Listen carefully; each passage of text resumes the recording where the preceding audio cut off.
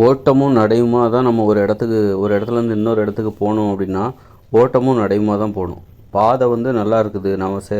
நம்ம நடந்து இப்போ வந்து இயற்கையோடு இணைந்த மனித வாழ்க்கையில் வந்து அங்கே உள்ள மக்கள் வாகனங்களையோ அல்லது வந்து விலங்குகளை வந்து வாகனமாகவோ பயன்படுத்த மாட்டாங்க. மோட்டார் வாகனத்தையும் பயன்படுத்த மாட்டாங்க. அதனால் இயற்கையோடு 2040க்கு பிறகு வரப்போகிற இயற்கையோடு இணைந்த மனித வாழ்க்கை அங்கே வந்து மோட்டார் வாகனங்கள்லாம் கிடையாது. அது மாதிரி குதிரையோ அல்லது வந்து கழுதையோ ஒட்டகத்தையோ எல்லாம் வாகனங்களாக பயன்படுத்திகிட்டு இருக்க மாட்டாங்க. அப்படி இருக்கும்போது அவங்க ஒரு இடத்துலேருந்து இன்னொரு இடத்துக்கு போகும்போது எப்படி போவாங்க அப்படின்னா நடந்து போவாங்க. அப்படிங்கிறது ஒன்று இருக்குது. ஓட்டமும் நடையுமா இருப்பாங்க. ஏன்னா ஓட்டமும் நடையுமா போகிறது தான் மனித இயல்பு. இப்போ ஆடு பார்த்திங்கன்னா அது ஆடு வந்து ஓடவும் செய்யும், நடக்கவும் செய்யும். அதுமாதிரி மாடு ஒருவேளை காடுகளில் வாழ்ந்துருந்துனாக்கா மாடும் ஓட்டமும் நடையுமா தான் இருக்கும். ஓட வேண்டிய அவசியம் அதுக்கு இருக்குது. ஒரு பயத்தில் ஓடும். அதாவது வந்து ஒரு சிங்கம் புலி வேட்டையாட வரும்போது அப்போ ஓட வேண்டிய அவசியம் இருக்கும். ஆக ஓட்டமும் நடையுமா தான் அனைத்து உயிரினங்களுமே ஓட்டமும் நடையுமா தான் இருக்குது. ஆனால் நாம் தான் வந்து அந்த ஓடுற வழக்கத்தையே நம்ம மறந்துட்டோம். நடக்கிற வழக்கத்தை கூட நம்ம தவிர்த்துட்டு வரோம். உடல் உழைப்பை மறந்துட்டோம், ஓடுற வழக்கத்தை மறந்துட்டோம். ஒரு வயசுக்கு அப்புறம் ஓடுறது ரொம்ப நல்ல நாகரிகம் இல்லை, அது கூச்சம் நிறைந்த ஒரு செயல் அப்படின்னு ஆயிடுச்சு. ஓட்டமும் நடையுமா இருக்கிறது பார்த்திங்கன்னா சின்ன பசங்க தான். ஒரு 10 வயசுக்குள்ளே இருக்கிற பசங்க தான் ஓட்டமும் நடையுமா அவங்க வாழ்க்கையில் வாழ்ந்துட்டுருப்பாங்க. எங்கே போனாலும் ஒரு கடைக்கு போகணுமா கொஞ்சம் தூரம் ஓடுவாங்க, அப்புறம் நடப்பாங்க. ஆக இதுதான் ஓட்டமும் நடையுமா இருக்கிறது தான் மனித உடல் இயல்பு அப்படின்னு. ஏன்னா ஓட்டம் என்பது ஒரு தேவை. அதனால் அது கால்களுக்கான தப்பு தான், கால் வலுவடையும் அப்படின்னு மட்டும் கிடையாது. ஒட்டு மொத்தமாக உடல் அனைத்துமே வந்து நன்மை பெறுகிறது. ஏன்னா ஓடும்போது வந்து நல்லா இதயம் துடிக்குது. அதனால் ரத்த ஓட்டம் உடம்புக்கு ஃபுல்லாக கிடைக்குது, உடம்பு முழுவதும் ரத்த ஓட்டம் கிடைக்குது. இதயம் என்பது வலிமையை எப்போ பெறுறது அப்படின்னா இதயம் வேகமாக துடிக்கும்போது தான். வழக்கமாக துடிக்கிறத விட அது வேகமாக துடிக்கும்போது அது இதயத்திற்கான ஒரு பயிற்சியாக இருக்கிறது. இதயத்திற்கான பயிற்சியாகவும் இதயத்தை வலிமை அடைய வைக்கின்ற ஒரு பயிற்சியாகவும் இருக்குது. மனித சுறுசுறுப்பாக இருக்கணும் அப்படின்னா இதயம் வந்து நல்லா வேகமாக துடிக்கிற மாதிரி ஏதாவது உடற்பயிற்சி செய்யணும், ஓடணும். அதுக்கு ரொம்ப சிறந்தது ஓட்டம்தான். நீங்கள் எந்த ஒரு உடற்பயிற்சி செஞ்சாலுமே வந்து இதயம் அதுக்கு தகுந்த மாதிரி கொஞ்சம் வேகமாக துடிக்கும். அது மாதிரி ரொம்ப பழுவை தூக்கி ஜிம்மு ஒர்க் அவுட் எல்லாம் பண்ணிங்கன்னா அது அப்பவும் வேகமாக துடிக்கும். ஆனால் அது கொஞ்சம் நேரத்தில் அடையணும். ஓட்டமும் நடையுமா இருக்குல்ல, அது ரொம்ப எளிதானது. அது வந்து நீங்கள் ஒரு விளையாடும்போது கூட உங்களுக்கு நீங்கள் எப்போல்லாம் ஓடுவீங்களோ அப்போல்லாம் இதயம் வேகமாக துடிக்கும். அதாவது நம்முடைய வேகம் தான், நம்முடைய உடல் வேகம் தான் நம்ம இதய துடிப்பின் வேகத்தை தீர்மானிக்கிறது. நம்ம ரொம்ப ஸ்லோவாக போனோம், நடக்கிறதுக்கே கஷ்டப்பட்டு போனோம்னா நம்ம இதயம் மெதுவாக துடிக்கும். அப்புறம் உடலின் அனைத்து பகுதிகளுக்கும் ரத்த ஓட்டமும் மெதுவாக தான் போகும். ஆக ரத்த ஓட்டத்தின் வேகம் இருக்குல்ல, அதை கூட நாம் தான் தீர்மானிக்கிறோம், நமது கால்கள் தான். வேகமாக ஓடும்போது என்னென்னாக்கா நம்ம ரத்த ஓட்டம் உடம்பு முழுக்க அது பாயுது. அதனால் வந்து ஈஸியாக அந்த இதயம் தனது வேலையை வந்து ஈஸியாக செய்யணும், எளிதாக செய்யணும் அப்படின்னா நமது கால்கள் வேகமாக ஓடணும். அப்போது அந்த மாதிரி ஒரு ஓட்டம் என்பது உடலின் அனைத்து உறுப்புகளுக்கும் எந்த அளவுக்கு நன்மை பயக்குது அப்படின்னு நம்ம பார்க்கும்போது ஓட்டம் என்பது நமக்கு அத்தியாவசிய ஒரு தேவை. கால்களுக்கு மட்டுமல்ல, அது இதயத்தின் தேவை. இதயம் தனது வேலையை எளிதாக தினமும் செய்ய வேண்டும் என்றால் ஓட்டமும் நடையுமாக வாழ வேண்டும். அப்போ தான் இதயம் வந்து தனது வேலையான ரத்தத்தை வந்து உடலின் அனைத்து பகுதிகளுக்கும் கொண்டு போகின்ற அந்த வேலையை வந்து இதயம் சிறப்பாக செய்யும், எளிதாக செய்யும். அந்த வாழ்க்கை தான் ரொம்ப நல்லாவும் இருக்கும்.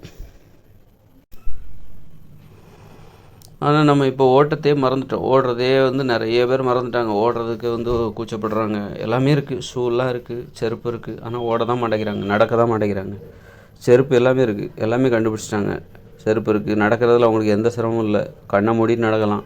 எவ்வளோ முள்ளில் கூட நீங்கள் ஒரு ஷூவை போட்டுட்டு ஈஸியாக நடந்து போகலாம், எந்த பயமும் இல்லை. ஆனால் நடக்க மாட்டேங்கிறாங்க பாருங்கள். முள், பூச்சி எது வேணாலும் இருக்கட்டுமே, நீங்கள் தைரியமாக நடந்து போகலாம், எதை பற்றியும் கவலைப்பட வேண்டாம், வேகமாக நடந்து போகலாம்.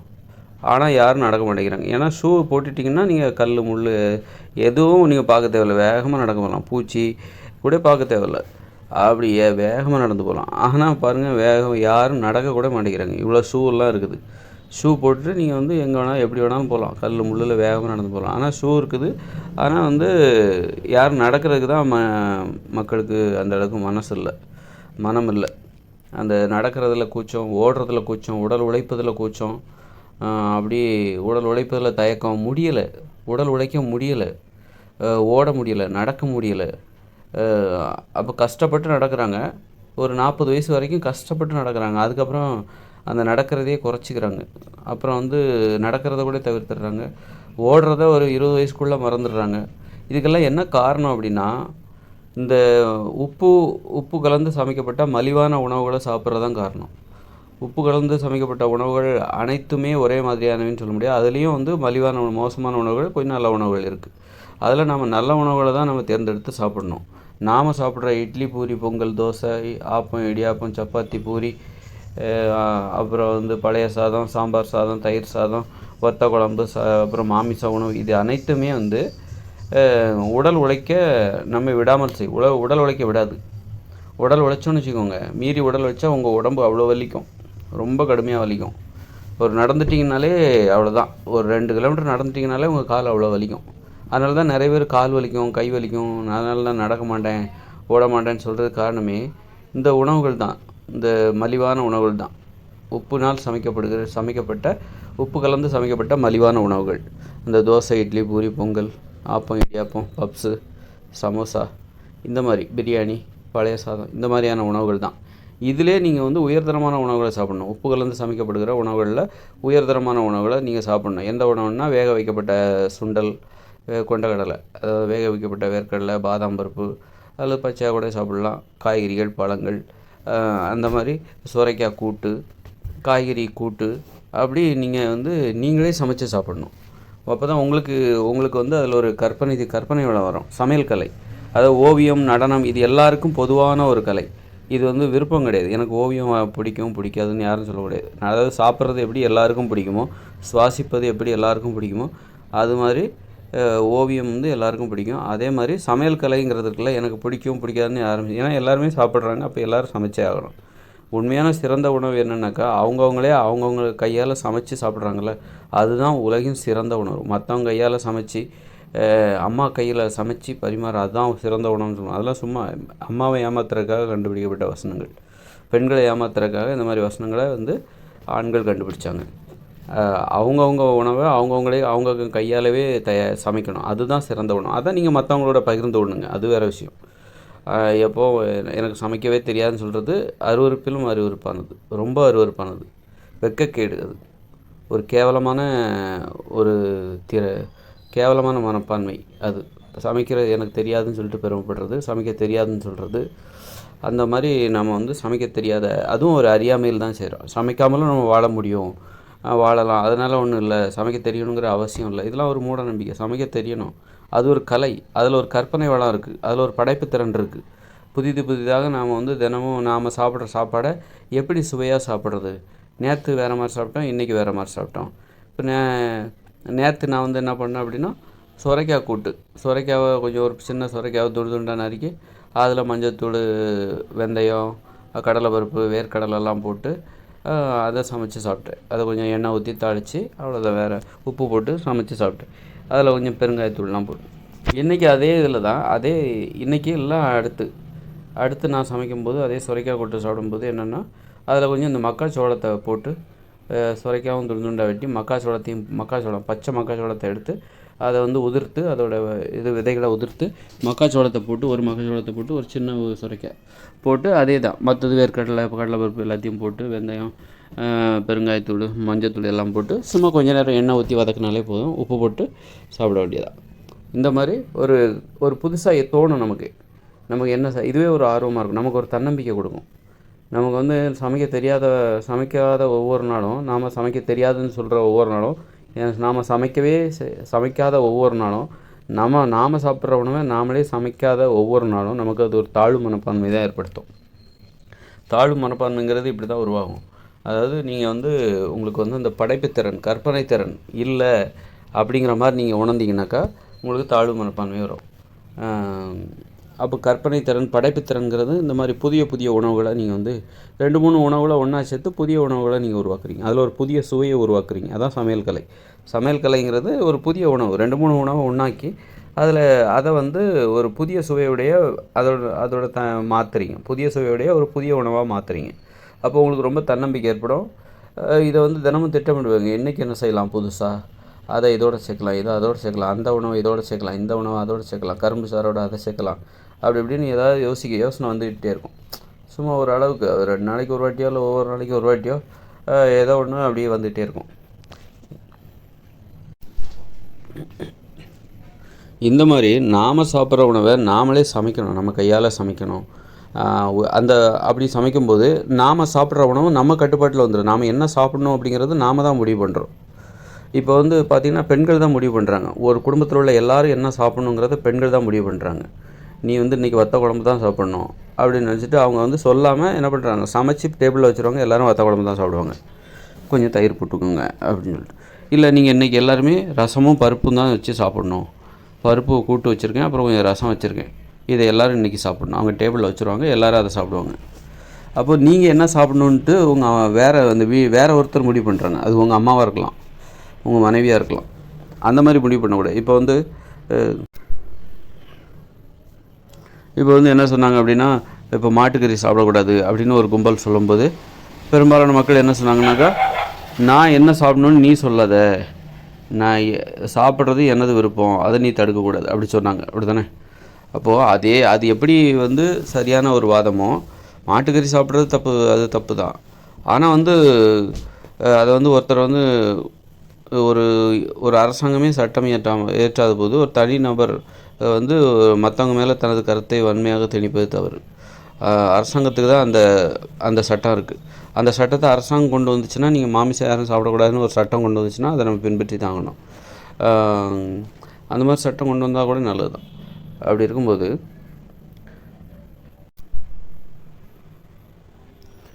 ஏன் வந்து நம்ம வந்து மாமிசம் சாப்பிடக்கூடாது அப்படின்னா, மாமிசம் சாப்பிட்றதுனால தான் இன்றைக்கி இயற்கை உரமே கிடைக்கிறது இல்லை. நமக்கு ரசாயன உரம் போடுறாங்க, பூச்சிக்கொல்லி மருந்து அடிக்கிறாங்க, ரசாயன பூச்சிக்கொல்லி மருந்து அடிக்கிறாங்க அப்படின்னு சொல்லிட்டு கவலைப்படுறோம். நாம் வந்து ஆனால் வந்து பார்த்திங்கன்னா இருக்கிற ஆடு மாடெல்லாம் தினம் கொன்று சாப்பிட்டுக்கிட்டு இருக்கோம். இறைச்சியாக சாப்பிட்டுட்ருக்காங்க மக்கள். இறைச்சிக்காக தினம் ஆடு மாடுகளை கொன்னுட்ருக்காங்க. அப்போ எப்படி இயற்கை உரம் கிடைக்கும்? இயற்கை உரம் இல்லாமல் போகுது. அதுக்கு நம்ம மக்கள் தான் காரணம். அது கவர்மெண்ட் காரணம் கிடையாது. இயற்கை உரம் வந்து இன்றைக்கி கிடைக்காம போகுது. இல்லை, அப்போ வந்து நாம் வந்து விஷத்தை சாப்பிட்டுட்ருக்கோம். விஷம், ரசாயன பூச்சிக்கொல்லி மருந்துகள். அந்த ரசாயன பூச்சிக்கொல்லி மருந்துகளை நிலத்தில் அடித்தா நிலத்தில் உள்ள ஆயிரக்கணக்கான லட்சக்கணக்கான கோடிக்கணக்கான நுண்ணுயிர்கள் இறந்து போகும். அப்படிப்பட்டது தான் அவ்வளோ மோசமான கொடூரமான ஒரு மருந்து அடிக்கிறதுக்கு மக்களுடைய உணவு முறை தான் காரணம். அதனால் வந்து மாட்டுக்கறியை சாப்பிட்றத பெருமையாக நினைக்கிறது எவ்வளோ பெரிய மூடத்தனங்கிறத அதன் மூலம் நம்ம தெரிஞ்சுக்கணும். அது மிகப்பெரிய நம்ம தலையிலே நம்ம மண்ணவாரி போட்டுக்கிறதுக்கு அதை விட சிறந்த உதாரணம் வேறு எதுவுமே கிடையாது. அதனால் இந்த ஒரு காரணம், அது ஒரு உயிரை வந்து நம்ம அப்படி கொல்றதும் தப்பு தான், அதுவும் தப்பு. அதை விட அதை கொல்றதுனால நமக்கு ஏற்படுற மிகப்பெரிய தீங்கு, நீங்கள் ஒரு வேளை இறைச்சிக்காக ஒரு மாட்டை தினம் அப்படியே கொல்றீங்க, அதனால் உரமே கிடைக்கிறதில்ல, இயற்கை உரமே கிடைக்கிறதில்ல. அதனால் பாருங்கள், அதனால் நம்ம சாப்பிட்ற எல்லா உணவும் சுவையும் இல்லை. நீங்கள் எந்த ஒரு பழமும் எடுத்து பாருங்கள், ஒரு சுவையே இருக்கிறதில்ல. ஒரு தர்பூசணியாக இருக்கட்டும், ஒரு மாம்பழமாக இருக்கட்டும், நல்ல சுவையான உணவு ஃபஸ்ட்டு குவாலிட்டி அதை வெளிநாட்டுக்கு அனுப்பிடுறாங்க. ரொம்ப மோசமான சுவை, புளிப்பு, வெந்தது, வேகாதது, பிஞ்சு போனது, நெஞ்சு போனது தான் இங்கே கூறு கட்டி இங்கே வியாபாரம் பண்ணுறாங்க, நம்ம மக்களுக்கு கொடுக்குறாங்க. மற்றபடி நல்ல டேஸ்ட்டானது அப்படின்னு பார்த்தா அதை வெளிநாட்டுக்கு அனுப்பிச்சிடுறாங்க. அந்த மாதிரி பழங்களில் டேஸ்ட் இல்லை, காய்கறிகளில் சுவை இல்லை. இதுக்கெல்லாம் என்ன காரணம்? இந்த ரசாயன பூச்சிக்கொல்லி மருந்துகள் தான் காரணம். அதுக்கு என்ன காரணம்? தினம் நீங்கள் ஏதோ வீர தீர செயல் மாதிரி ஆடு மாடுகளை வெட்டி கொண்டு சாப்பிட்டுட்ருக்கீங்களே, அதுதான் காரணம். அதை கொல்லாமல் இருந்தீங்கன்னா தினம் எவ்வளோ உரம் கிடைக்கும் நினச்சி பாருங்கள். இந்த மண்ணே வளமாக மாறிடும். இந்த ரசாயன பூச்சிக்கொல்லி மருந்துகள்லாம் அவனை வந்து கவர்மெண்ட் தடை பண்ண வேண்டிய அவசியமே இல்லை, அவனாக மூடிட்டு போயிடுவான். ஏன்னா இங்கே தான் இயற்கை உரம் அவ்வளோ உரம் கிடக்குது. ஐயா, நீ என்னத்தை கொண்டு இங்கே வந்து விற்க வர, இதை போய் உங்கள்கிட்டருந்து யார் வாங்க போகிறா அப்படின்ற மாதிரி ஆகிடும். இன்றைக்கி இயற்கை உரங்கிறது சாண உரம், ஆட்டோட அந்த புழுக்கெல்லாம், ஆட்டோட அந்த கழிவுகள்லாம் வந்து அவ்வளோ அரிதான ஒரு பொருளாக மாறிச்சு. அது வந்து அதிக சத்தம் நிறைந்தது, ஊட்டச்சத்து நிறைந்தது தாவரங்களுக்கு. அப்படி இருக்கும்போது அது இன்றைக்கி ஒரு அரிதான பொருளாக மாறிப்போச்சு. அதுக்கு காரணம் நம்முடைய அறியாமை தான் காரணம், நம்முடைய மூட நம்பிக்கையும் முட்டாள்தனமும் தான் காரணம். மாமிசம் உண்பது எனது உரிமை அப்படின்னு சொல்லிட்டு ஆடு மாடுகளை கொன்று அதை ஒரு வேளை சாப்பாட்டுக்கு ஒவ்வொருத்தரும் ஒரு வேளையில் 100 கிராம் சாப்பிடுவாங்க, அவ்வளோதான் சாப்பிடுவாங்க. அதுக்கு போட்டுக்கிட்டுக்கு அவ்வளோ பெரிய மாட்டை போய் ஆட்டை கொன்னுக்கிட்டு இந்த மண்ணை வந்து வளம் இல்லாமல் பண்ணுறதுல இவங்களும் ஒரு பங்கு. அதாவது ரசாயன பூச்சிக்கொல்லி மருந்து வர்றதுக்கே இந்த மக்கள் தான் காரணம். இந்த மாதிரி ஆட்டையும் மாட்டையும் அடித்து சாப்பிட்ற மக்கள் தான் காரணம். அதனால் மாமிசத்தை சாப்பிடக்கூடாது. அதை வந்து நாம் சமைக்கிற சாப்பாடை நாமளே தயாரிக்கணும். அப்போ தான் நாம் தரமான உணவு சாப்பிடுவோம். ஏன்னா நாம் சாப்பிட்ற உணவை அம்மா தான் தீர்மானிக்கிறாங்க. வீட்டில் உள்ள பெண்கள் தான் தீர்மானிக்கிறாங்க. நீ என்ன சாப்பிட்ணும் அப்படிங்கிறத அவங்க தான் தீர்மானிக்கிறாங்க. அவங்க என்ன சமைச்சு வைக்கிறாங்களோ அதை கேள்வியே கேட்காம சாப்பிட்டு போகிறாங்க. ஏன்னா மாட்டுக்கறியை ஏன் இந்த சம்பவத்தோடு ஒப்பிட்டோன்னா, நாங்கள் மாட்டுக்கறி சாப்பிடக்கூடாதுன்னு ஒரு கும்பல் சொல்லும்போது நாங்கள் என்ன சாப்பிடணும்னு நீங்கள் சொல்லாதீங்கன்னு சொல்லிட்டு சொன்னாங்கல்ல, அதே மாதிரி தான் இந்த வீட்டில் ஒவ்வொரு வீட்லேயும் வந்து நீங்கள் கேள்வி கேட்கலாம் பெண்கள்கிட்ட. நீ சமைச்சு வச்சது தான் நாங்கள் சாப்பிடணுமா? இது என்ன சர்வாதிகாரமா அப்படின்னு நீங்கள் கேளுங்க. வீட்டில் கேளுங்க. நீ ஏதோ ஒன்று சமைச்சு வைக்கிற, அதை நாங்கள் சாப்பிடணுமா? எங்களுக்குன்னு ஒரு விருப்பம் இல்லையா? எங்களுக்குன்னு ஒரு தேவை இல்லையா? எங்கள் உடம்புக்கு எந்த உணவு ஏற்றது அப்படின்ட்டு ஒரு கேள்வி இல்லையா இங்கே அப்படின்ட்டு இருக்குல்ல. அப்படி இருக்கும்போது நமது உடம்புக்கு என்ன உணவு ஏற்றது? நம்ம உடம்புல எல்லார் உடம்புலையும் பிரச்சனை இருக்குது, எல்லார் உடம்புலையும் நோய் இருக்குது. அப்படி இருக்கும்போது எல்லா உடம்புக்கும் ஒவ்வொரு விதமான உடம்பில் உள்ள பிரச்சனை நோய்களுக்கு தகுந்தாற்பு உண்டு. ஒவ்வொரு உணவு தேவைப்படுது. ஆனால் அந்த உணவுகளெல்லாம் சாப்பிட முடியாமல் சோறு, பூரி, பொங்கல் இதெல்லாம் இந்த உணவுகளை சாப்பிட்டு நீங்கள் உடம்புல உள்ள பிரச்சனையை எதை நீங்கள் போக்க முடியும்? இதெல்லாம் சாப்பிட்டு ஒரு மாத்திரை போடுவீங்க, சுகர் ஏறிடக்கூடாது அப்படின்ட்டு. ஆக நீங்கள் சோறு, பூரி, பொங்கல்னு சாப்பிட்டுட்டு அதனால உங்கள் உடம்புல உள்ள ஏதாவது ஒரு பிரச்சனை சரியாகுதா? அப்போது நீங்களே உங்கள் கையால் சமைக்கும்போது நீங்கள் சாப்பிட வேண்டிய உணவை நீங்களே சமைக்கும்போது மற்றவங்களுக்காக நீங்கள் சமைக்க வேண்டிய தேவையில்லை. அவங்கவுங்களுக்கு தேவையான உணவை சமைச்சுப்பாங்க. அப்போது உங்களுக்கு ஒருவேளை நீங்கள் குண்டாக இருக்கலாம், உங்களுக்கு நீங்கள் சுகர் இருக்கலாம். அப்போ நீங்கள் குண்டாக இருக்கிறீங்க, அப்போ என்ன பண்ணணும்? நீங்கள் இந்த சுரைக்காய் கூட்டு, இரவு உணவு இன்று சுரைக்காய் கூட்டு அப்படின்னு சொல்லிட்டு வாரத்தில் ஒரு 2-3 நாள், டெய்லி சாப்பிடணுங்கிற அவசியம் இல்லை, வாரத்தில் ஒரு நாள் விட்டு இந்த மாதிரி சாப்பிட்டா உடம்பு எடை அப்படி குறையும். நீங்கள் உங்கள் சிறுநீரக பிரச்சனை உங்களுக்கு இருக்குது, அப்போவும் சுரைக்காய் கூட்டை எடுத்து சாப்பிடுங்க. சுரைக்காய் கூட்டை எடுத்து சமைச்சு சாப்பிடுங்க. ஒரு வேளை உணவு, ஒரு பெரிய சுரைக்காய், ஒரு பாதி சுரைக்காய் எடுத்துக்கோங்க, அதுவே நிறைய இருக்கும். அப்போது உங்களுக்கு தேவையான உணவை நீங்கள் சாப்பிடும்போது உங்கள் உடம்புல உள்ள நோய்க்கும் பிரச்சனைக்கும் தகுந்த மாதிரி தான் நீங்கள் சமைப்பீங்க. சும்மா நீங்கள் உங்களுக்கு மட்டும்தான் நீங்கள் சமைக்கிறீங்க, மற்றவங்களுக்காக சமைக்கலை. அப்போவும் நீங்கள் வந்து கண்டிப்பாக சோறு, பொங்கல், பூரின்னு வச்சுட்டு சாப்பிடுவீங்க அப்படின்னு சொல்ல முடியாது. உங்களுக்கு என்றைக்கா ஒரு நாள் மாற்றம் வரும். நம்ம உடம்புக்கு இப்படி பிரச்சனை இருக்குது, நாம் என்ன சாப்பிடணும், இதெல்லாம் சாப்பிடக்கூடாது, இந்த மாதிரி சாப்பிட்டு பார்க்கலாமே அப்படின்னு சொல்லிட்டு நீங்கள் என்ன பண்ணுவீங்க? ஒரு உடம்பு குண்டாக இருக்குது, சரி ஒரு சுரைக்காய் கூட்டு சாப்பிட்லாம், அல்லது கல்யாண பூசணிக்காய், திருஷ்டி பூசணிக்காய்ன்னு சொல்கிறாங்களே, அது வந்து அந்த அளவுக்கு உடம்பு எடையை குறைக்கும், அதை வாங்கி சமைச்சு சாப்பிட்லாம் அப்படின்னு உங்களுக்கு தோணும். சரி சுகர் இருக்குதா ஒரு வேளை, சரி இன்றைக்கி பாகற்காய் கூட்டு சமைச்சு, பாகற்காய் கூட்டு அது மாதிரி சோறெல்லாம் வச்சு சாப்பிட்டு, அப்போ அதனால இந்த ஒரு நல்லது நடக்குது. பாகற்காய் கூட்டு சாப்பிட்டா சுகரும் குறையும், மலச்சிக்கல்லாம் போகும், சரியாகும், மலச்சிக்கல் நீங்கும், அது மாதிரி உடம்பு இறுகும். இப்படி நாமளே நமக்கு தேவையான உணவை நாம் சாப்பிடணும். சோறுலாம் எடுத்துக்கூடாது. நீங்கள் அரிசி உங்களுக்கு தேவையா அப்படின்னா நீங்கள் என்ன பண்ணுங்கள்? ஏன்னா சோறு உங்களை வந்து இழுக்கும், உங்களை அடிமைப்படுத்தும். அது கொஞ்சோண்டு எடுத்துக்கிறேங்க அப்படின்னா அது என்னன்னாக்கா, நான் கொஞ்சோண்டு தொட்டுக்கிறேன் கரண்ட்டு கம்பியை அப்படிங்கிற மாதிரி. கரண்ட்டு கம்பியை தொடாத, கரண்ட்டு கம்பி மாதிரி சோறுங்கிறதுலாம் கரண்ட்டு கம்பி மாதிரி. அதை கரண்ட்டு கம்பியை தொடாத அப்படின்னு சொன்னாக்கா, இல்லைங்க நான் கொஞ்சோண்டு தொட்டுக்கிறேன், கொஞ்சோண்டு சோறு சாப்பிட்டுக்கிறேன் அப்படின்னு சொன்னால் எப்படி இருக்கும்? அது மாதிரி தான். அதனால் சோறுங்கிறத அரிசினால் நமக்கு ஊட்டச்சத்துக்கள் தேவையெனில் அதை நாம் எப்படி பெறுவது எனில் அதை வந்து ஊற வச்சு சாப்பிடுங்க. ஊற வச்சு அதில் ஏதாவது சேர்த்து நல்லா ஊற வச்சு அதில் ஏதாவது சில சின்ன சின்ன துண்டு பழங்களை வெட்டி போட்டு அது மாதிரி புதுமையாக ட்ரை பண்ணி பாருங்களேன். இப்படி தான் தானியங்களை நாம் சாப்பிட்ணும். நமக்கு தேவையான தானியங்களை நாம் எப்படி சாப்பிட்ணும் அப்படின்னா இந்த மாதிரி தான் சாப்பிட்ணும். அல்லது வந்து இப்போ எள்ளெல்லாம் நம்ம எள்ளு மிட்டாயாக சாப்பிட்லாம். அது மாதிரி எள்ளு மிட்டாய் செஞ்சு சாப்பிட்லாம், கடலை மிட்டாய் செஞ்சு சாப்பிட்லாம், அரிசி மிட்டாய், கடலை மிட்டாய் எப்படி சாப்பிட்றாங்களோ அதே மாதிரி அரிசியை வந்து எப்படியாவது ஒரு மிட்டாய் வடிவத்தில் மாற்றி அரிசினால் பெறப்படுகிற ஊட்டச்சத்து தேவை நம்ம அப்படி பூர்த்தி பண்ணணும். நீங்கள் சோறு வச்சு சமைச்சி, பிரியாணி வச்சு சமைச்சி, பழைய சாதம் இப்படிலாம் சாப்பிட்டிங்கன்னா அளவுக்கு அதிகமாக சாப்பிட்டு அதுக்கு நீங்கள் அடிமையாகி அது உங்களை சாப்பிட்ரும். அது வந்து நிறைய நோய்களை உருவாக்கிடும், நரம்பு தளர்ச்சி உருவாக்கிடும். அதனால் வந்து சோறுலாம் வந்து அதில் எச்சரிக்கையாக இருக்கணும். அதனால் வந்து எதெல்லாம் நமக்கு கேடு விளைவிக்கும், எதெல்லாம் நமக்கு உடல் பருமனை ஏற்படுத்தும் அப்படின்னு தெரிஞ்சுக்கிட்டு அந்த உணவுகளெல்லாம் தடை பண்ணணும். அப்படின்னா அவங்கவுங்களுக்கு தேவையான உணவை அவங்கவுங்களே சமைச்சாகணும். அப்படி சமைச்சு சாப்பிட்டா தான் நீங்கள் வந்து அந்த மாதிரி நல்ல உணவுகளை சமைச்சு சாப்பிட்டா மட்டும்தான் நீங்கள் ஓட்டமும் நடையுமா உங்கள் வாழ்க்கையில் இருக்கும். ஓட்டமும் நடையும் என்பது உங்கள் வாழ்க்கை முறையில் இடம்பெறும். நீங்கள் இன்றைக்கி ஏன் பெரும்பாலான மக்கள் ஓடுறதில்ல, நடக்கவே சிரமப்படுறாங்க அப்படின்னா அதுக்கு காரணம் முழுக்க இந்த சோறு, பூரி, பொங்கல், பிரியாணி, தோசை, ஆப்பம், இடியாப்பம், சப்பாத்தி, பஜ்ஜி, பப்ஸு, சமோசா, பரோட்டா இந்த மாதிரியான உணவுகள் தான் காரணம். இட்லி, தோசை இந்த மாதிரியான உணவுகள் மட்டும்தான். அப்புறம் ஸ்வீட்டு, பேக்கரி ஸ்வீட்டு, கேக்கு இந்த மாதிரியான உணவுகள் தான் நாம் நடக்க முடியும். ஒரு 40 வயசுக்கு மேலே நடக்கவே முடியல நிறைய பேரால். உடம்பு குண்டாயிடுது, தொப்பையோடு இருக்கிறாங்க, நடக்க முடியல, சீக்கிரமாக செத்து போயிடுறாங்க. 60-70 வயசில் செத்து போய்ட்றாங்க. அப்போ எவ்வளோ ஒரு கொடூரமான உணவு பாருங்கள். அந்த உணவை போய்ட்டு நல்ல உணவுன்னு சொல்லிட்டு மக்கள் வந்து அதை நம்பி சாப்பிட்டு எத்தனை பேர் அல்ப ஆயுசில் செத்து போயிட்டாங்க தெரியுமா? அதனால் இதிலலாம் நம்ம விடுபட்டால் தான், நல்ல உணவுகளை சாப்பிட்டா தான் நமக்கு உடல் உழைப்பில் ஈடுபடணுங்கிற அந்த எண்ணம் வரும், ஓடணுங்கிற எண்ணம் வரும், நடக்கணுங்கிற எண்ணம் வரும். இன்றைக்கி ஏன் அந்த எண்ணம் வர மாட்டேங்குது? நாம் உண்ணுகிற உணவு அந்த அளவுக்கு மோசமாக இருக்குது. உடல் உழைக்க அது தடுக்குது, உடல் உழைக்க தடுக்குது, நடப்பதை தடுக்கிறது, ஓடுவதை தடுக்கிறது. நடந்தாலே கைகால் வலிக்குது, உடல் உழைச்சாலே கைகால் வலிக்குது. ஓடுனா அவ்வளோதான், 4 நாள் ஓடினீங்கன்னா அவ்வளோதான். 4 நாள் ஓடினா மிகப்பெரிய விஷயம். 2 நாள் ஓடினீங்கனாலே உடம்பு அப்படி வலிக்கும். உடல் வலிக்குது அப்படின்னு சொல்கிறாங்கள, அதுவே வந்து ஒரு வலிக்குதுன்னா அது இந்த மலிவான உணவுகள் தான் அதுக்கு காரணம். இந்த சோறு, பூரி, பொங்கல்னு சொல்கிறாங்களா, அதுதான் காரணம். நீங்கள் வந்து ஒரு நல்ல உடற்பயிற்சி செய்கிற ஒரு நல்ல ஜிம்மில் போய் 6 மணி நேரம் உடற்பயிற்சி செஞ்சு உடம்பை கட்டு மஸ்தாக வச்சுருக்காருல, அவரோட உணவு முறையை பாருங்கள். அவர் எல்லாம் அப்படிலாம் சாப்பிட மாட்டார். சோறு, பூரி, பொங்கல் அப்படிலாம் சாப்பிட மாட்டார். ஆனால் அவங்க மாமிசம் சாப்பிடுவாங்க. மாமிசம் சாப்பிடக்கூடாது என்பது தான் எனது வாதம். அதுவும் மாமிசத்தை அவங்க வேறு மாதிரி சாப்பிடுவாங்க. இந்த மாதிரி கிரேவி மாதிரியெல்லாம் வச்சு சாப்பிட மாட்டாங்க. அவங்க கொஞ்சம் அது வேறு மாதிரி சாப்பிடுவாங்க. அது சாப்பிட்றதுக்கே கஷ்டமாக இருக்கும்.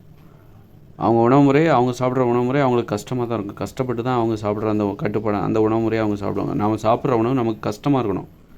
அதாவது அது வந்து ஆர்வத்தோடு வாயை பிளந்து அடிக்டாகி சாப்பிட்றலாம் அப்படின்ற மாதிரி இல்லாமல், நீ இதைத்தான் சாப்பிட்ணும், அப்போ தான் உடம்பு இது நல்லாயிருக்கும், கட்டுமஸ்தாக மாறும் அப்படின்னு சொல்லிட்டு ஒரு உணவை அவங்க பரிந்துரைப்பாங்க.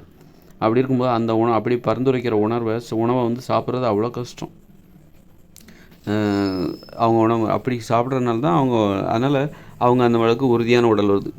நீங்கள் எல்லா மக்களும் சாப்பிட்ற மாதிரி சோறு, பிரியாணி, சப்பாத்தி, வடகறி, பழைய சாதம், தயிர் சாதம், சாம்பார் சாதம் இப்படிலாம் சாப்பிட்டாங்கன்னு வச்சுங்க, யாராலையுமே ஜிம்மில் ஒர்க் அவுட்டே பண்ண முடியாது. யாராலுமே உடற்பயிற்சியே பண்ண முடியாது. நடைப்பயிற்சி பண்ணுறதுக்கே சிரமப்படுவாங்க. அதனால் வந்து உணவில் கட்டுப்பாடு வேணும். நாம் சாப்பிட்ற உணவுகள் நமக்கு அது கஷ்டமாக இருக்கணும். கஷ்டப்பட்டு தான் நம்ம அதை சாப்பிடணும். ஈஸியாக அது நம்மளை அடிமைப்படுத்தக்கூடாது. அப்போது நமக்கு தேவையான உணவுகளை நாம் தான் சமைக்கணும். அதுவும் மற்றவங்க சமைக்கக்கூடாது. அதுதான் உலகின் சிறந்த உணவு. நமக்கு தேவையான உணவு நமது கையால் சமைக்கணும். மற்றவங்களை அடிமைப்படுத்தி நாம் சாப்பிட்றோன்னு வச்சுக்கோங்க, மற்றவங்கள வேலைக்கு ஆள் வச்சு அவங்க கையால் சமைச்சு சாப்பிட்ற சாப்பாடு, அதுமாதிரி வீட்டில் உள்ள மனைவியோ அம்மாவோ அவங்கள வந்து சமைக்க வச்சு அந்த உணவை சாப்பிட்றது, இது பாவம், இது குற்றம். இந்த உணவு இப்படி சாப்பிட்றதுனால தான் நாம் வந்து நம்மளால் நடக்க முடியல, ஓட முடியல, உடல் உழைக்க முடியல. உடல் உழைத்தால் உடம்பு வலிக்குது, வலி தாங்க முடியல, பொறுக்க முடியல, இந்த மாதிரி பிரச்சனை. அதனால் உடல் உழைப்பதே இல்லை, நடப்பதே இல்லை, ஓடுவதே இல்லை. இந்த மாதிரி பிரச்சனைகளுக்கு இதுதான் காரணம். எது? மலிவான உணவுகள், இட்லி, பூரி, பொங்கல், தோசை, இந்த மாதிரி சப்பாத்தி, அப்புறம் இந்த ஜாங்கிரி, லட்டு, இந்த மாதிரி ஸ்வீட்டு, இதெல்லாம் தான் காரணம். அதனால் இதை சாப்பிடுவதை தவிர்க்கணும். அது தவிர்த்தால் தான் நமது வாழ்வில் நம்ம என்ன பண்ணணும், நமது வாழ்வில் நம்ம தொலைச்சது என்னென்னா ஓட்டமும் நடையுமாக வாழ்வது தொலைச்சிட்டோம். ஓடுறதை தொலைச்சிட்டோம், நடக்கிறத தொலைச்சிட்டோம், உடல் உழைப்பதை தொலைச்சிட்டோம். ஓடணுமா? ஓட்டமும் நடையுமா இருக்கணுமா? ஏன் ஓடணும் அப்படின்னு கேட்குறாங்க. அந்த அளவுக்கு அதிலேருந்து நம்ம அந்நியமாயிட்டோம். சின்னவங்க தான் ஓடுவாங்க, சின்ன பசங்க தான் விளையாடுவாங்க, சின்ன பசங்க தான் ஆடுவாங்க. நம்மலாம் பெரியவங்களாயிட்டோம். நாம் ஓடணுமா, நாம் ஆடணுமா, நாம் விளையாடணுமா? விளையாடக்கூடாது. பெரியவங்கன்னா விளையாடக்கூடாது. பெரியவங்கன்னா அப்படி சேரில் அப்படி ஜம்முன்னு உட்காந்துருக்கணும். அப்படியே பந்தாங்க அப்படியே இது பண்ணிவிட்டு ஒரு தோரணை காட்டி சீனை போடணும், பெரிய ஆளுங்கிற சீனை போடணும் அப்படின்ற மாதிரி ஒரு கருத்து வச்சுருக்காங்க. அதனால் ஓட்டமும் நடைமும் நான் ஏன் தொலைச்சோன்னா அது காரணமே இந்த மலிவான உணவுகள் தான் காரணம்.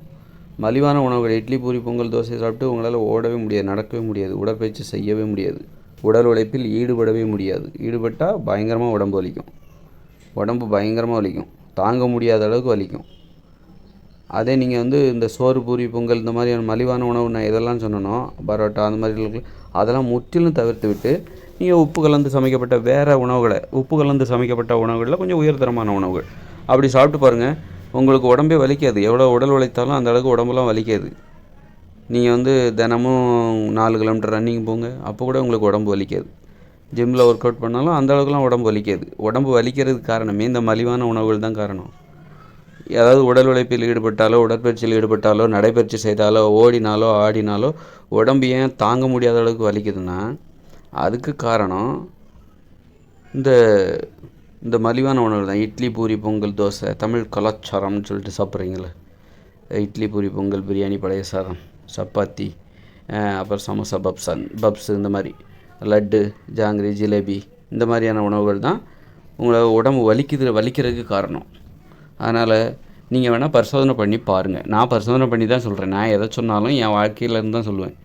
நான் பரிசோதனை பண்ணி தான் சொல்லுவேன்.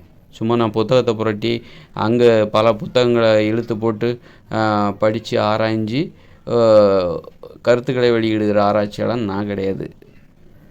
நான் புத்தகத்தை லைட்டாக படிப்பேன். ஆனால் ஆராய்ச்சிக்காக நான் எந்த விஷயத்தையுமே நான் ஒரு ஆராய்ச்சியாளன் அப்படிங்கிற ஒரு பார்வையோட பார்க்குறதில்ல. சாதாரண மனிதராக தான் எல்லா விஷயத்தையும் பார்ப்பேன். ஆனால் எனக்கு மனதில் தோன்றுகிற கருத்துக்கள் அதெல்லாம் பார்த்தா நாம் இதெல்லாம் தான் கவனிக்கிறோமா அப்படின்னு எனக்கு தோணும். அதனால் இதெல்லாம் நான் எதை சொன்னாலும் அனுபவித்து தான் சொல்கிறேன். எனக்கு அது தேவைப்படுகிறது. எனக்கு ஒரு தீர்வு தேவைப்படுகிறது. அந்த தீர்வை தான் நான் உங்கள் முன் வைக்கிறேன். ஆக ஓட்டமும் நடையுமாக இருக்க வேண்டும். ஓட்டம் என்பது நமது உடல் தேவை. ஓடணும் அப்படிங்கிறது நமது உடல் தேவை. ஓடணுங்கிறது நமது கால்களோட தேவையோ அல்லது நமது இதயத்தின் தேவை, நமது உள்ளுடல் உறுப்புகளின் தேவை. ரத்த ஓட்டம் வேகமாக போகணும். இதயம் தனது வேலைகளை ரத்தத்தை அனைத்து உறுப்புகளுக்கும் அனுப்புகிற அந்த வேலையை எளிதாக செய்யணும். அதுக்கு இதயத்துக்கு அந்த வேகமாக துடிக்க வேண்டிய அவசியம் இருக்குது. காலையில் ஒரு மணி நேரம் நம்ம வேகமாக நல்ல ஒரு 2-4 கிலோமீட்டர் ஓட்டோம்னா அந்த இதயம் நல்லா வேகமாக துடித்து ப்ராக்டிஸ் பண்ணிக்குது. அதுக்கப்புறம் பார்த்திங்கன்னா அன்றைக்கி ஃபுல்லாக ஈஸியாக வேலை செய்யுது. இதுதான். அதனால் பார்த்திங்கன்னா சின்ன பசங்களாம் ஓட்டம் நடைமாக இருப்பாங்க. இன்னும் ஆப்பிரிக்காவில் சில நாடுகளில் அவங்க எங்கே போனாலும் ஓடியும் அவங்க ஏன் மராத்தான்லலாம் அப்படி ஜெயிக்கிறாங்க? அவங்களுடைய வாழ்க்கை முறையிலேருந்து தான் அவங்க அந்த வெற்றியை பெறுறாங்க. ஓட்டம் எங்கே போனாலும் ஓட்டம் நடைமா தான் போவாங்க. ஸ்கூலுக்கு போனாலும் சரி, கடைக்கு போனாலும் சரி, ஓட்டமும் நடைமா, பக்கத்து ஊருக்கு போனாலும் சரி ஓட்டமும் நடைமா தான் ஓடுவாங்க. இதெல்லாம் ஆப்பிரிக்காவில் சில நாடுகளில் இருக்குது. அதை பார்த்துட்டு நான் சொல்லலை, நான் வேறு சொல்கிறேன். இன்றைக்கி நிறைய மக்களால் ஓடவே முடியலை. நிறைய மக்கள் பாருங்கள், ஓடவே முடியாது, நடக்கவே முடியாது. மூட்டு தேய்மானம் அப்படி நிறைய பிரச்சனை. ஓடவே முடியல, வலிக்குது உடம்பு வேறு வெயிட் போட்டுருச்சு, நரம்பு மண்டலம் வேறு ரொம்ப பாதிக்கப்பட்டுருச்சு, மூட்டு வேறு ரொம்ப எலும்பெல்லாம் ரொம்ப பாதிப்பு, நடக்கவே முடியல, அந்தளவுக்கு பாதிக்கப்பட்டாங்க. அதுக்கு காரணமே மக்களுடைய உணவு முறை தான் காரணம். அந்த இட்லி, பூரி, பொங்கல், தோசை, பிரியாணி, வடை, சப்பாத்தி, சிப்பு, அது மாதிரி தான் காரணம். பப்ஸு, பஜ்ஜி, பரோட்டா, ஜாங்கிரி, ஜிலேபி, லட்டு, திருப்பதி லட்டு, இதெல்லாம் தான் காரணம். அல்வா, திண்டுக்கல் முறுக்கு, மணப்பாறை முறுக்கு, இது எல்லாம் தான் காரணம். டீ, காஃபி, மாமிச உணவு, இது எல்லாம் தான் காரணம். அதனால் இதை நிறுத்தினா நீங்கள் உங்கள் வாழ்க்கை ஆயுட்காலம் அதிகரிக்கும், நல்லா ஓடுவீங்க, நடப்பீங்க, மூட்டு வலி, உடல் எடை குறையும். முக்கியமாக குண்டாகவே யாருமே இருக்க மாட்டீங்க. நான் சொல்கிறேன், இந்த இட்லி, பூரி, பொங்கல் இதுக்கெல்லாம் இந்த கேட்டகரியில் உள்ள உணவுகளுக்கெல்லாம் தடை வச்சிட்டா இங்கே யாரும் குண்டாகவே இருக்க மாட்டாங்க. எல்லோரும் வேகமாக நடப்பாங்க, வேகமாக ஓடுவாங்க. நாடு ரொம்ப மகிழ்ச்சியாக இருக்கும், மக்கள் மகிழ்ச்சியாக இருப்பாங்க, முன்னேறும், நல்ல நாடு முன்னேறும். மக்கள் கூட கொஞ்சம் 20-30 வருஷம் வாழ்வாங்க. எவ்வளோ பெரிய இது பாருங்கள். ஒரு குடும்பத்தில் ஒருத்தர் அல்பாயுசில் இறந்து போகிறார் அப்படின்னா அந்த குடும்பம் எவ்வளோ பெரிய பாதிக்கப்படும், எவ்வளோ பெரிய அதிர்ச்சி அந்த குடும்பத்துக்கு, எவ்வளோ பெரிய ஏமாற்றம் அந்த குடும்பத்துக்கு, எவ்வளோ பெரிய துயரம், அதை தாங்கிக்கவே முடியாது. ஏன்னா நம்ம ஒரு அகால மரணம் என்பது, அதாவது அகால மரணம்னா ஒரு நோயால் ஒரு 50-60 வயசில் செத்து போகிறாங்க அப்படின்னா அந்த குடும்பம் ரொம்ப பாதிக்கப்படும், ரொம்ப அதிர்ச்சி அடையும், ஏமாற்றம் அடையும், நம்பிக்கை இழந்து போயிடும். அப்புறம் மீண்டு வர்றதுங்கிறது அவ்வளோதான். அது மிகப்பெரிய ஒரு இடி விழுந்த மாதிரி தான். மீண்டு வரவே முடியாது. அந்த பாதிப்பை நீங்கள் தாங்கிட்டு தான் ஆகணும். அதனால் அதுக்கெல்லாம் காரணம் இந்த உணவுகள் தான் காரணம். அதனால் இந்த உணவுகளுக்கு நீங்கள் தடை வச்சுட்டா கூட கொஞ்சம் 20 வருஷம் 30 வருஷம் வாழ்வீங்க. அப்போ நீங்கள் தியாகம் பண்ணணும், மலிவான விஷயங்களை தியாகம் பண்ணால் கூட உங்களுக்கு ஏற்படுகிற நன்மை மிக பெருசாக இருக்கும். நீங்கள் மலிவான விஷயங்களை தியாகம் பண்ணுறது என்னால் முடியவே முடியாதுன்னா அப்போ அதுக்கு அந்த மலிவான விஷயத்துக்கு நீங்கள் கொடுக்குற வேலை தான் உங்கள் ஆயுட்காலத்துலேருந்து ஒரு 20-30 வருஷத்தை நீங்கள் கொடுத்துட வேண்டியதுதான். அப்புறம் வாழ்கிற காலம் இன்பமாகவும் இருக்காது, நரகமாக தான் இருக்கும். அதனால் இந்த உணவுகள் அவ்வளோ மோசமானது, ஸ்லோ பாய்சன்ஸ். இட்லி, பூரி, பொங்கல், தோசை, பிரியாணி, பழைய சாதம், சப்பாத்தி, தோசை, பரோட்டா, பப்ஸு, பஜ்ஜி, இதெல்லாம் ஸ்லோ பாய்சன்ஸ், மெல்ல கொல்லும் நஞ்சு. உங்கள் வாழ்நாள் ஆயுட்காலத்தை 20 வருடம் அது சாப்பிட்றோம். நீங்கள் அதை சாப்பிட்றீங்க, அது உங்களை சாப்பிட்றோம். அதனால் நான் சொல்கிறது உங்களுக்கு ஏற்றுக்கிறீங்களோ நான் சொல்கிறத சொல்லிட்டேன்.